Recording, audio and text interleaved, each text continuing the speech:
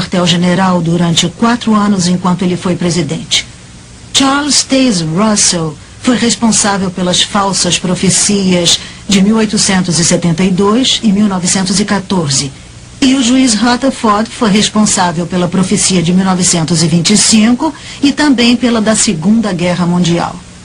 Nathan North, sob a influência do vice-presidente Fred Franz, foi responsável pela falsa profecia de 1975. Eu me lembro de como ficamos entusiasmados quando estudamos o livro Vida Eterna na Liberdade dos Filhos de Deus. E aprendemos que 1975 marcaria o fim de 6.000 anos da história dos homens a partir da data da criação de Adão. Significava que o Armagedon seria em 1975 e os últimos 1000 anos dos milênios de Cristo começariam. Todos começamos a nos dedicar mais. Don Nelson foi graduado em 1956. Foi treinado para o Serviço Missionário Mundial. Ele aparece no livro Arautos, na página 525. Eu lembro com muita tristeza os dias na organização e como eu e minha esposa nos sentíamos sortudos. O jeito que o representante da organização chegava nos lugares e dizia, e isso quase sussurrando ao microfone, somente 37 meses para o Armagedon, irmãos. E depois, em sucessivas viagens, somente 24 meses para o Armagedon, irmãos. E somente 12 meses para o Armagedon, irmãos. Felizmente, minha esposa e eu deixamos a Sociedade Sentinela em 1974, que era o ano anterior ao Armagedon, que deveria abalar e demolir o mundo. Então, não sabemos como eles lidaram com somente 1 mês para o Armagedon, irmãos. Ou somente 1 mês para depois do Armagedon. Isso porque, nessa época, tínhamos descoberto uma mentira na cronologia da organização e vimos o que era realmente. Era insano. 1974 foi um ano muito difícil para mim. Eu estava fora de mim. Eu tinha que tomar uma decisão crítica, porque a minha esposa precisava se submeter a uma cirurgia e o médico disse que ela precisava de uma transfusão. E eu tinha que tomar a decisão. Os irmãos me aconselharam a tomar a decisão certa para agradar a Jeová, porque afinal de contas estávamos a 1 ano do Armagedon e mesmo que ela morresse, seria salva logo em seguida. Não pode imaginar o medo. Eu tive tanto medo, eu estava apavorada. Estava perto da morte, estava em um hospital. E irmãos e irmãs diziam para que me entregasse a Jeová e que não aceitasse a transfusão de sangue. Se eu aceitasse a transfusão, eu morreria no Armagedon. Se não aceitasse e morresse, eu seria salva. O grande júbilo estava chegando, era 1974 e 1975 estava à nossa porta.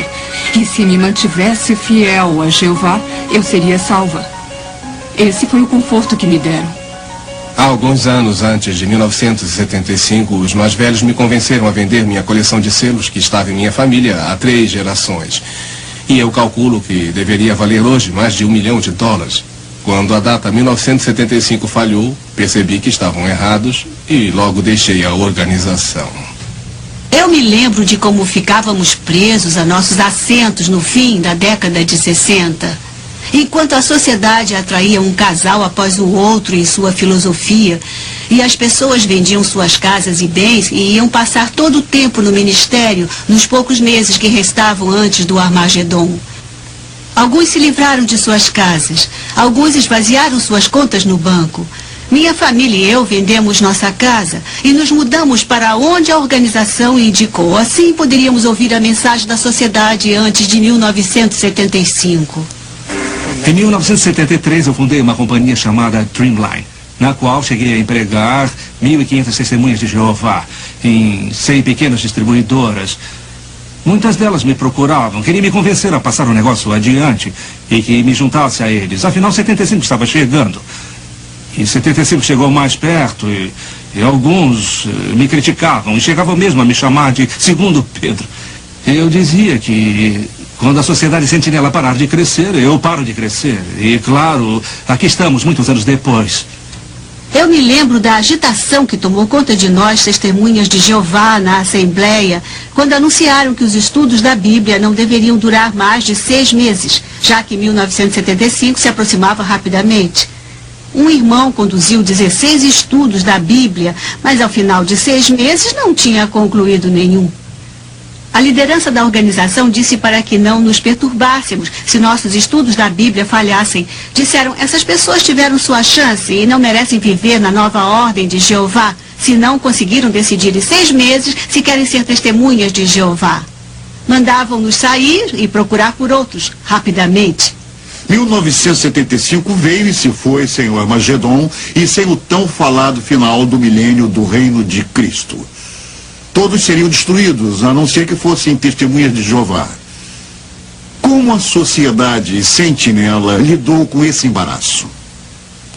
Como de costume, a sociedade culpou seus membros pela falha da profecia, como fizeram no passado. O presidente Nathan North não interferiu quando o vice-presidente Fred Franz tentou encobrir a falha. Ele começou negando. Franz admitiu algum desapontamento por um lado, mas por outro se recusou a admitir sua culpa em marcar a data. Ele disse que não tinha sido específico, mas foi. Afirmou que não tinha dito que o Armagedon seria em 1975. Disse que poderia ser, mas quem frequentava as assembleias sabia do contrário. Muito mais foi dito do que foi escrito. Então, 1975 foi um grande desapontamento. Foi um grande desapontamento. Quando Nathan North morreu em 1977, Fred Franz tornou-se presidente da sociedade. Mas ele continuou negando sua responsabilidade pela falha de 1975?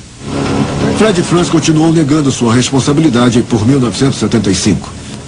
Eu consegui conversar com Fred Franz numa entrevista pelo telefone. Falei para ele que as negativas dele tinham vida curta. Afinal, ele tinha sido bastante específico sobre 1975 nas publicações. E li para ele algumas frases. Disse para ele que foi por isso que muitas testemunhas de Jeová largaram tudo por 1975.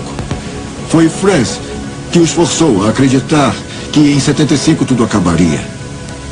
Ele se perdeu em suas palavras. Suas antigas afirmações o condenavam. Ele era um falso profeta. E eu disse isso a ele. Temos certeza de que muitos fatos históricos foram desvirtuados ou omitidos no livro Arautos. Ainda em suas páginas, nós achamos confissões potencialmente condenáveis se nós procurarmos. Na página 641 ainda achamos uma alegação, apesar de mudarem sua doutrina continuamente, da falsa profecia, que diz que as testemunhas de Jeová estão avançando na luz da verdade. Precisamos perguntar, para eles, o que é esta luz? Juízo Final, 1999. Mesmo depois da última falsa profecia, eles não resistiram a continuar marcando datas para o fim do mundo. Continuam dizendo que 1914 foi o ponto de partida para a última geração, e várias referências em suas publicações apontam agora o ano 2000. Isso pode tornar a última geração bastante longa. De 1914 a 2000, um total de 86 anos. O tempo é o inimigo dos falsos profetas. E logo vão precisar da luz de 1974.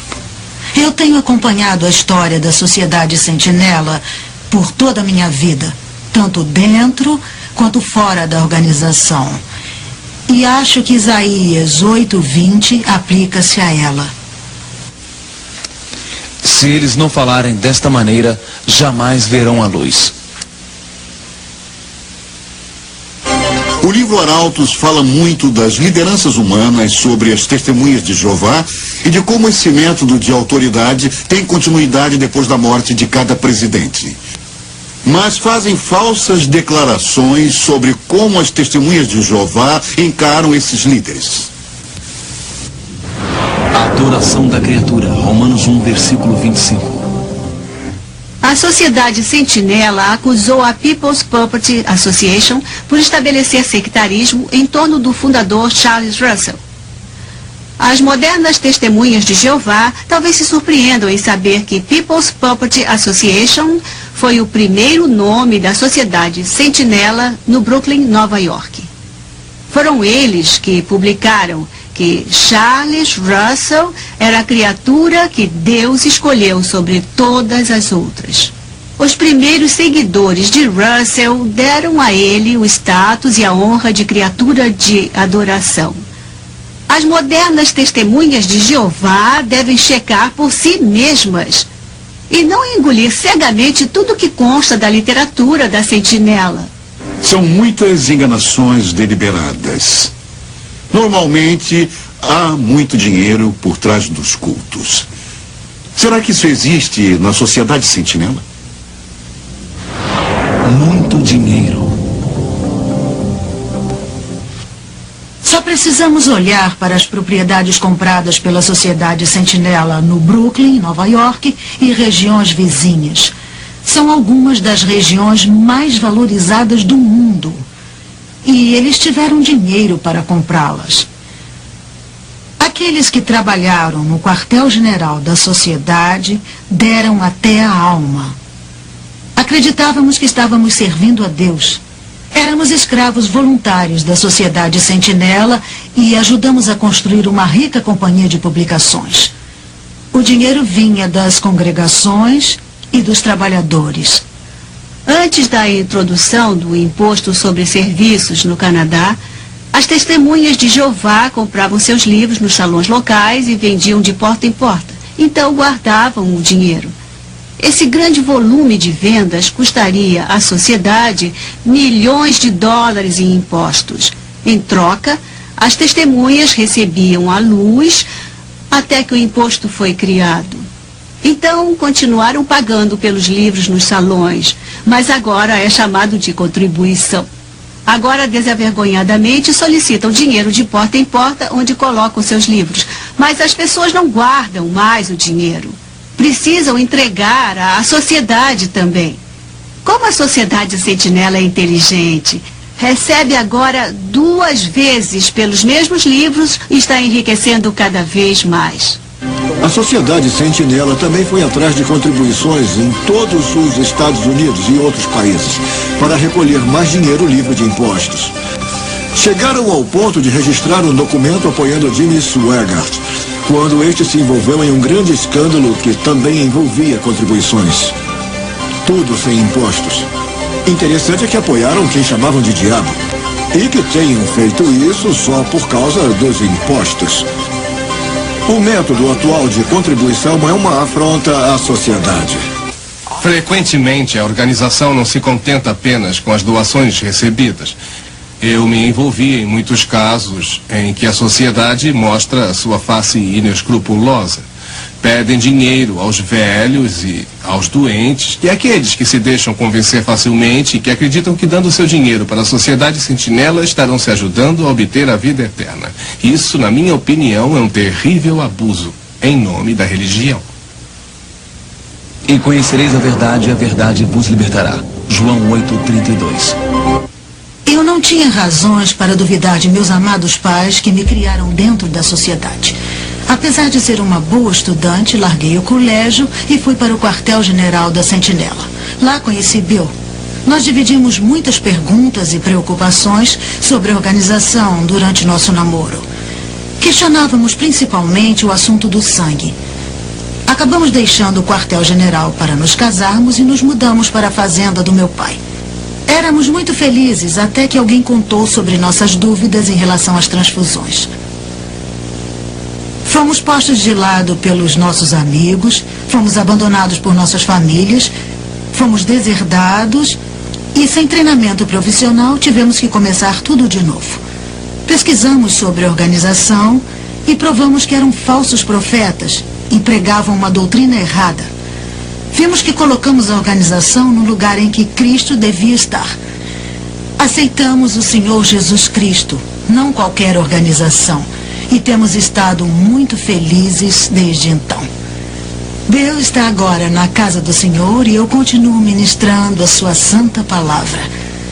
Apesar de minha família ainda me discriminar, eu oro para que algum dia eles abandonem a organização pela fé em Jesus Cristo. Fui convertida à Testemunha de Jeová quando tinha 18 anos e procurava por Deus. Larguei a universidade para me dedicar inteiramente a essa